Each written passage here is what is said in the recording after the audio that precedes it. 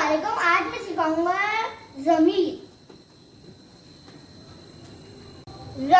ज़मीर को इंग्लिश में प्रोनाउन कहते हैं। वो हर्फ या लफ्ज जो किसी इस्म की जगह इस्तेमाल हो ज़मीर कहलाता है।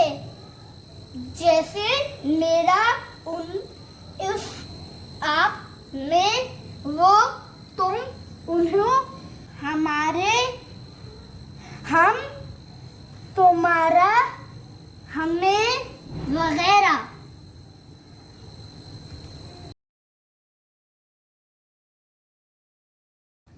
A pronoun is word which is used instead of noun. These are the examples of pronoun: he, she, it, you, us, this, who, they, I, we, him, her, them.